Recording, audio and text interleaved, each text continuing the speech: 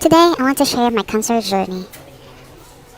It all started with a back pain, which I thought was just a result of going to the gym because I had been going to the gym like almost 3 times a week.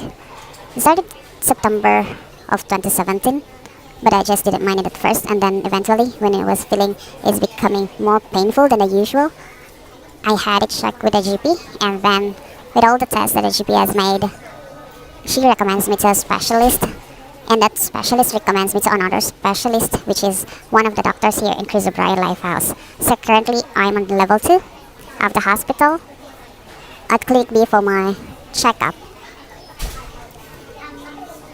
So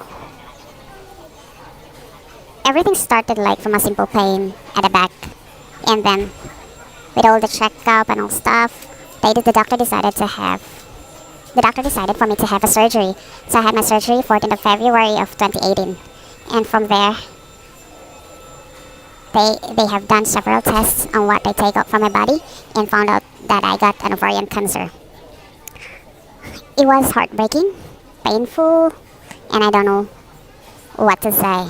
It just left me speechless upon hearing my prognosis and broke down to tears. It was hard thinking, why do I need to go through it? I am young, active, living a healthy life. But then again, I can't question God. I can't ask God, why me? At this stage, it may be hard to accept, but it's the only way for me to deal with a prognosis. To accept it, to fight for it, and pray and believe in the power of God's healing. It took me some time to accept my situation.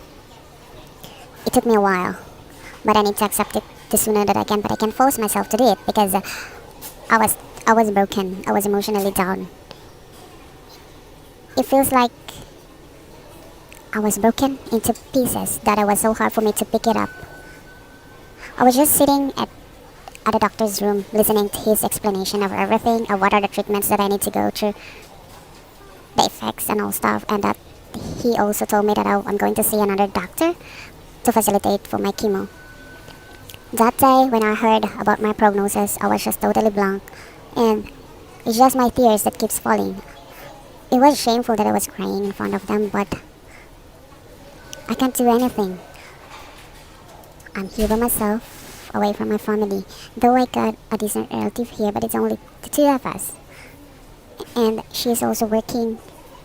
And I was thinking, like, who is going with me to the hospital every time I have my treatment? What will gonna happen? How will I support myself with all the stuff with the treatment? Because chemotherapy would prevent me from working. 2018 was really hard. Was it tough? I would say it was a tough year. I was receiving a strong dose of chemotherapy that makes my body weak, makes my hair fall. And it was hard dealing with it because I was sometimes by myself. And it was hard in a way that even if I wanted to have my parents here and other relatives to have a support system, I can't because they are miles away from me. I can't bring them here because I was broke financially. I can't work. I need to survive. I need to sustain. I need to do everything I can in order to support myself while doing the treatment. So I had my chemo. Started like because I had my surgery 14th of February and my chemo started immediately March and it finished on the 22nd of June. I got a weak body. Every time I received a dose of chemotherapy, my body seems so weak, and then what hurts the most is seeing my hair falls down every time I comb it. So I decided to have it cut rather than see my long hair falls every time I go to the shower or I have it or I comb it or just like combing it with my hands. It just keeps on falling, so I decided to have it cut. So my cousin did it. It was hard, but I need to show to her that I'm strong. I need to show to the people that I'm strong in fighting for this. I need to be strong not only for myself but for my parents. It wasn't an easy journey, but in everything it's always acceptance and the faith that you have in God that will help you to be strong in everything that you're facing. So I'm filming this while I was waiting for my doctor to call me for my checkup. So I'll continue a little bit later because she's about to call me now. I'll continue sharing my story.